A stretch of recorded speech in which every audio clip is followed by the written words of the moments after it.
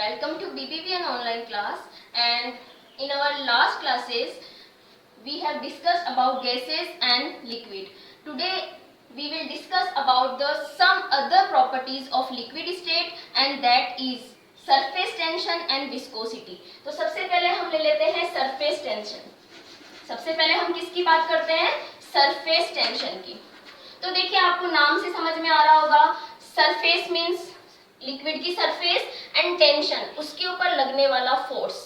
ठीक है, तो इसके नाम से ही आपको समझ में आ रहा होगा कि सरफेस टेंशन एक्चुअल में क्या हो सकता है.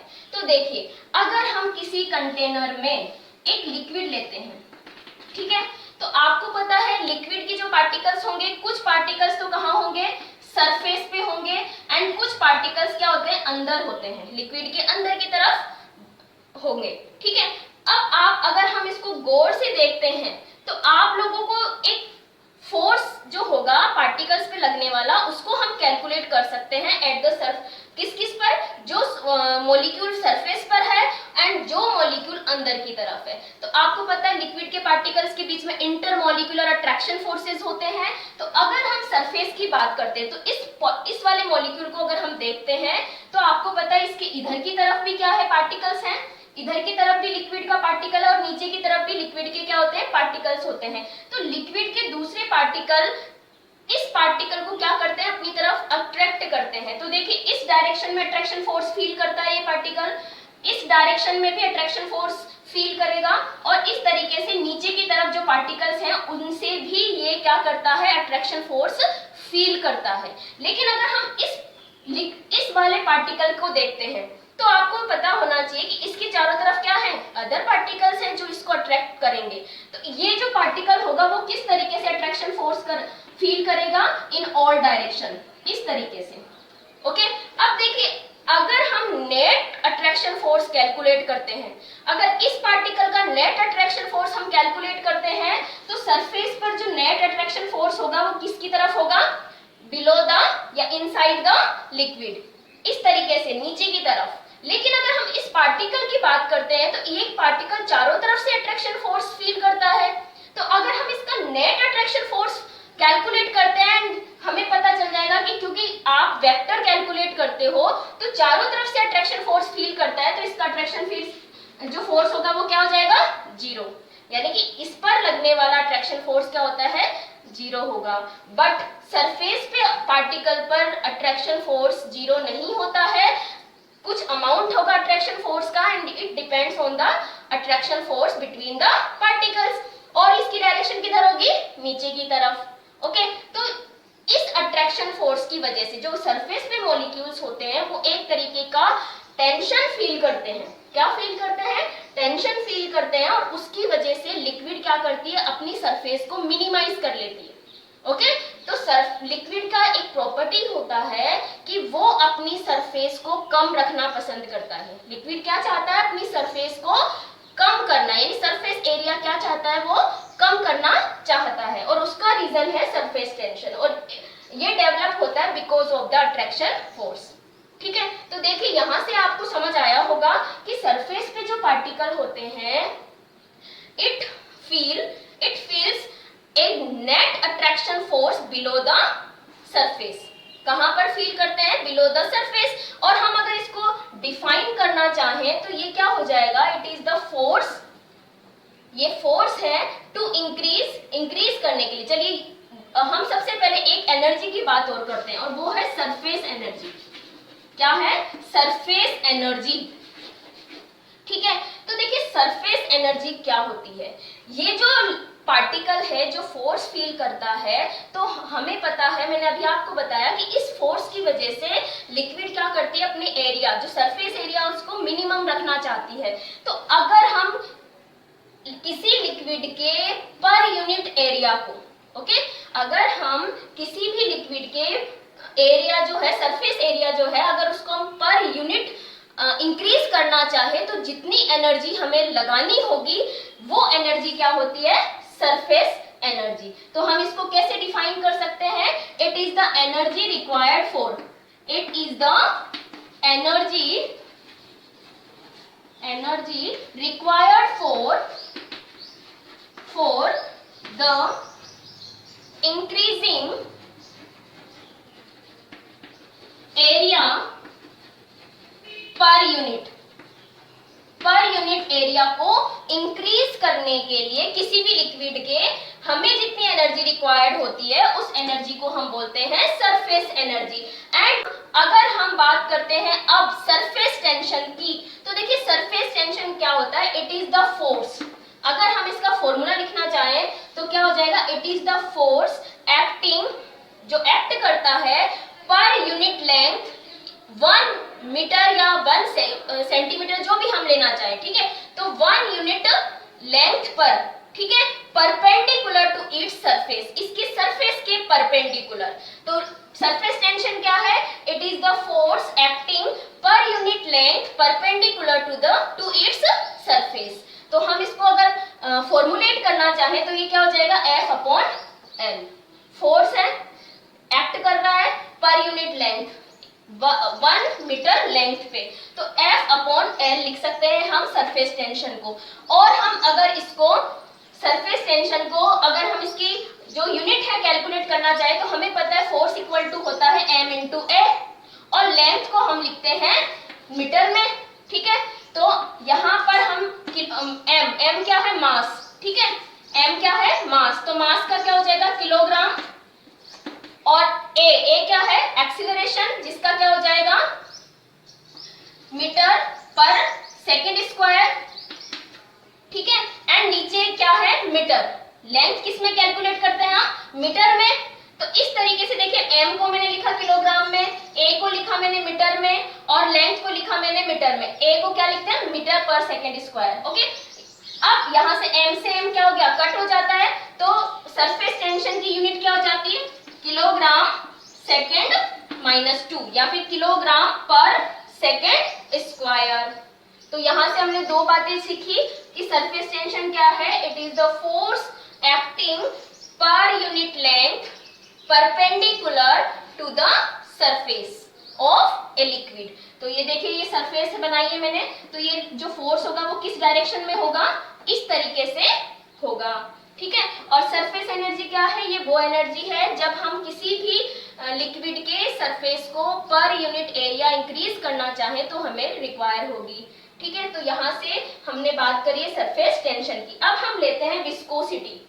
नेक्स्ट जो प्रॉपर्टी होती है किसी भी, चलिए एक चीज और, जो सरफेस टेंशन होती है उसका हमारे डेली लाइफ में क्या यूज है, तो देखिए कहाँ कहाँ पर हम सरफेस टेंशन देखते हैं। तो सबसे पहला एग्जांपल है सरफेस टेंशन का, जो ड्रॉप होती है वाटर की या फिर मरकरी की, जो भी लिक्विड होता है जैसे कि मरकरी है या वाटर है, तो उनकी जो ड्रॉप होती है वो कैसी होती है, स्फेरिकल होती है, ठीक है। अब हम बोलते हैं कि नहीं स्फेरिकल नहीं होती, थोड़ी सी फ्लैटेंड होती है, इस तरीके से होती है, ठीक है। हाँ ये इस तरीके से दिखाई देती है, बट अगर ग्रेविटेशनल फोर्स ना हो, ठीक है, अगर ग्रेविटेशनल फोर्स ना हो तो लिक्विड की जो वाटर हो या मरकरी हो उसकी जो ड्रॉप होगी वो कैसी होगी, स्फेरिकल होगी। और ये फ्लैटेंड किसकी वजह से हो जाती है, बिकॉज ऑफ ग्रेविटेशनल फोर्स, ठीक है। ये हो गया एक तो सरफेस टेंशन की वजह से, क्योंकि आपको पता है कि अगर हम सरफेस एरिया निकालना चाहे तो स्फेयर का सरफेस एरिया सबसे कम होता है, और इसी वजह से लिक्विड का जो ड्रॉप होगा वो कैसा होगा, स्फेरिकल होगा। सेकंड जो हम इसका एग्जांपल ले सकते हैं वो ले सकते हैं कि आपको पता है मरकरी थर्मामीटर में यूज में लिया जाता है, तो टेम्परेचर को मेजर करने के लिए अगर हम हाई टेम्परेचर पे मरकरी को डिप करते हैं तो वो ऊपर की तरफ कैपिलरी में ऊपर की तरफ चढ़ेगा, और अगर टेम्परेचर कम होता है तो वो नीचे की तरफ आने लगता है, और ये भी किसकी वजह से होता है, बिकॉज ऑफ सरफेस टेंशन। और सरफेस टेंशन का थर्ड एग्जाम्पल हम ले सकते हैं, आपको पता है ग्लास, जो शीशे बनते हैं, ग्लास बनते हैं, टेबल्स के ऊपर हम जो ग्लास को रखा जाता है तो उसकी जो एजेस होते हैं, एजेस को क्या कर देते हैं हम, थोड़ा सा क्या कर देंगे, सॉफ्ट बना देते हैं। और वो सॉफ्ट कैसे बनाया जाता है, क्योंकि वो शार्प होते हैं, लेकिन उनको सॉफ्ट बनाने के लिए क्या करते हैं, इनके एजेस, ग्लास के जो एजेस होते हैं उसको हीट करते हैं, और हीट करने पे ग्लास क्या हो जाता है, मेल्ट हो जाता है, मेल्ट होके वो लिक्विड में कन्वर्ट हो जाता है, और लिक्विड क्या करेगा, सरफेस एरिया कम करना चाहेगा, और इसकी वजह से वो क्या हो जाते हैं, इस तरीके से क्या हो जाएंगे, स्फेरिकल शेप में आ जाते हैं और सॉफ्ट हो जाते हैं, उनकी शार्पनेस जो है वो खत्म हो जाती है। एक लास्ट एग्जाम्पल जिसकी हम बात कर सकते हैं वो होते हैं कि अगर आप सोइल, अगर किसी पानी में सोइल मिली हुई है, अगर आप उसमें से जैसे ही वाटर को हटा देते हो या फिर आप उस मिट्टी को अपनी हथेली पे लेते हो तो आप क्या देखते हो, जैसे ही पानी निकल जाता है तो जो पार्टिकल्स होते हैं सॉइल के, वो एक दूसरे के क्लोजर आ जाते हैं और स्टिक हो जाते हैं। और ये स्टिक क्यों होते हैं? बिकॉज ऑफ उन पार्टिकल्स के बीच में जो वाटर होता है, वो वाटर क्या करता है, जैसे ही अपनी सरफेस एरिया को कम करता है तो वो पार्टिकल्स एक दूसरे के पास आ जाते हैं और स्टिक हो जाते हैं। तो ये कुछ एग्जांपल्स हैं जिनका रीजन या हम उसको एक्सप्लेन कर सकते हैं बाय यूजिंग सरफेस टेंशन। ठीक है, अब हम बात करते हैं विस्कोसिटी की।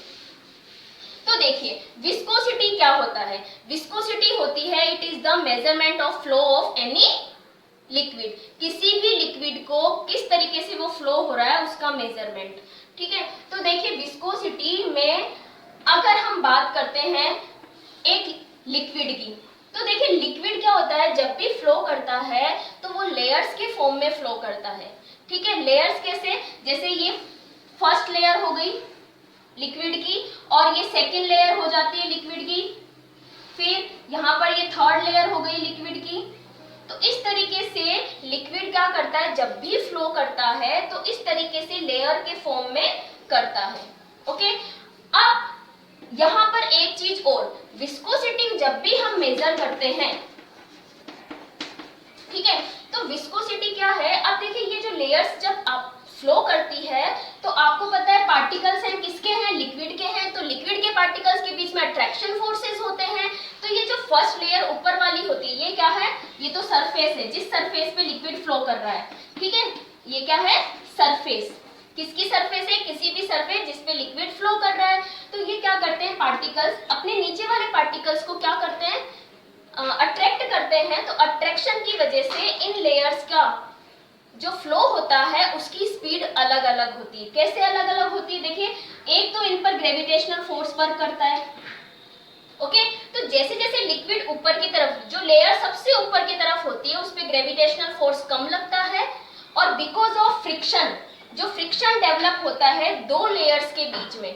ओके, तो इन लेयर्स के बीच में जो फ्रिक्शन होता है पार्टिकल्स के अट्रैक्शन फोर्स की वजह से, वो भी क्या करते हैं, एक दूसरे इन लेयर्स को फ्लो होने को रोकते हैं, और इसी को क्या बोला जाता है?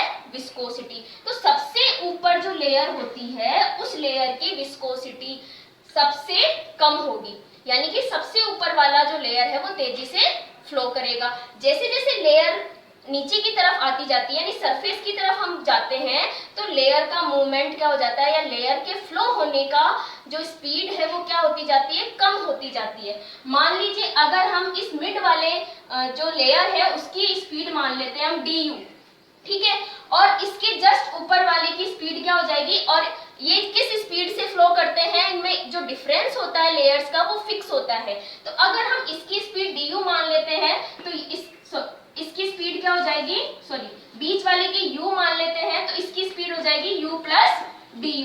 ठीक है, और इसकी स्पीड क्या हो जाएगी, u माइनस du। कितना डिफरेंस है तीनों में? du का डिफरेंस है। दोबारा सुन लीजिए, अगर मिड वाली लेयर की स्पीड हमने मान लिया कि किस स्पीड से ये फ्लो कर रहा है, हमने उसको माना है म्यू या u, ठीक है, तो इससे ऊपर वाले की स्पीड कितनी हो जाएगी, du ज्यादा हो जाएगी इससे, और इससे नीचे वाले की स्पीड क्या हो जाएगी, du कम हो जाएगी। क्योंकि हम जैसे जैसे सरफेस की तरफ जाते हैं तो लेयर का फ्लो धीरा कम होता जाता है, धीरे फ्लो करने लगते हैं। दूसरी बात, इन लेयर्स के बीच में डिस्टेंस कितना है, dz। डिस्टेंस कितना है लेयर्स के बीच में, dz मींस ये हो गया, फिर ये दूसरा dz है, and this is another dz space, यानी लेयर्स के बीच का डिस्टेंस dz मान लिया हमने, और इनकी स्पीड हमने इस तरीके से du डिफरेंस से लिख ली है। अब देखिए हम किस तरीके से विस्कोसिटी, हमें पता है कि किसी भी जो फोर्स यहाँ पर वर्क करता है लेयर पर, ठीक है, यहाँ पर लेयर पे जो फोर्स वर्क करता है it is directly proportional to the area of layer, जिस एरिया पर फोर्स आ रहा है, ठीक है, and velocity gradient, and velocity gradient क्या है, du upon dz। Means du का तो क्या हो गया, डिफरेंस हो गया लेयर में, एंड dz क्या है यहाँ पे, distance between the two layers. ठीक है, तो फोर्स जो हम यहाँ पर बात करते हैं जो इन लेयर्स पर वर्क करता है and it is directly proportional to the area and velocity gradient. तो यहाँ पर ए क्या है, area of layer, and du upon dz क्या है यहाँ पे, वेलोसिटी ग्रेडियंट। ठीक है, अब देखिए क्योंकि यहाँ पर प्रोपोर्शनलिटी का साइन है तो जब भी साइन हटता है तो एक कांस्टेंट ऐड होता है, और यहाँ पे कांस्टेंट ऐड किया है मैंने नीटा, इसे हम क्या बोलते हैं, नीटा। ओके, एंड ये क्या है, it is the coefficient of viscosity. नीटा को हम क्या बोलते हैं, it is the coefficient of viscosity. Clear?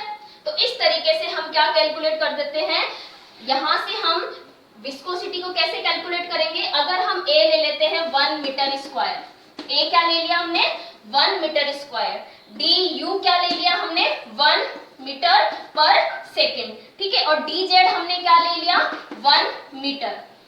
ठीक है, अगर हमने ये भी 1 ले लिया, ये भी 1 ले लिया एंड ये भी 1 ले लेते हैं हम, तो ये जब सारी की सारी यूनिट 1 हो जाती है तो force will be equal to नीटा। तो फोर्स किसके इक्वल हो जाएगा, नीटा के इक्वल हो जाएगा, कोएफिशिएंट ऑफ विस्कोसिटी हो जाएगा। तो यहाँ से इसकी जो वैल्यू होगी वही क्या होती है, विस्कोसिटी की वैल्यू होती है। तो आज यहाँ से हमें समझ आया है विस्कोसिटी, और विस्कोसिटी क्या है, किसी भी लिक्विड के फ्लो होने का मेजरमेंट। अब देखिए विस्कोसिटी अगर ज्यादा होती है, किसी भी लिक्विड की विस्कोसिटी ज्यादा होती है तो वो लिक्विड उतना ही स्लो फ्लो होगा। तो देखिए हम किस तरीके से कैलकुलेट करते हैं, अगर विस्कोसिटी की वैल्यू ज्यादा होती है, ठीक है, विस्कोसिटी की वैल्यू क्या होती है, ज्यादा होती है, तो फ्लो कैसे होगा, लिक्विड स्लोली फ्लो होने के क्या हो जाएगा, डिक्रीज हो जाएगा, कम हो जाएगा, उसका फ्लो कम होगा, धीरे होगा। अब हमने यहाँ पे विस्कोसिटी एंड सरफेस टेंशन की बात करी, और दोनों ही किस पे डिपेंड करते हैं, इंटरमोलिकुलर अट्रैक्शन फोर्सेस पे डिपेंड करते हैं। तो और दोनों ही जैसे इंटरमोलिकुलर स्पेसेस अट्रैक्शन फोर्स बढ़ते हैं तो सरफेस टेंशन भी बढ़ता है एंड विस्कोसिटी भी बढ़ती है। अब अगर हम टेम्परेचर की इफेक्ट की बात करते हैं तो आप सभी को पता है कि अगर हम टेम्परेचर को इंक्रीज करते हैं तो पार्टिकल्स के बीच में अट्रैक्शन फोर्सेस क्या हो जाते हैं, कम। क्या हो जाते हैं, अट्रैक्शन फोर्सेस कम हो जाते हैं। आप सभी को पता है अगर हम टेम्परेचर बढ़ाते हैं तो पार्टिकल्स क्या करेंगे, काइनेटिक एनर्जी बढ़ जाएगी, मूवमेंट बढ़ जाता है। मूवमेंट बढ़ने क्यों बढ़ता है, क्योंकि उनके बीच में अट्रैक्शन फोर्सेस क्या हो जाते हैं, कम हो जाते हैं। अब अट्रैक्शन फोर्सेस कम होने की वजह से सरफेस टेंशन भी कम हो जाएगी लिक्विड की। ठीक है, सरफेस टेंशन भी क्या हो जाती है, कम हो जाती है, और विस्कोसिटी भी क्या हो जाती है, कम हो जाती है। तो नेक्स्ट वीडियो में हम बात करेंगे हमारे नेक्स्ट चैप्टर की। ये चैप्टर हमारा फिनिश हो गया है। Thank you.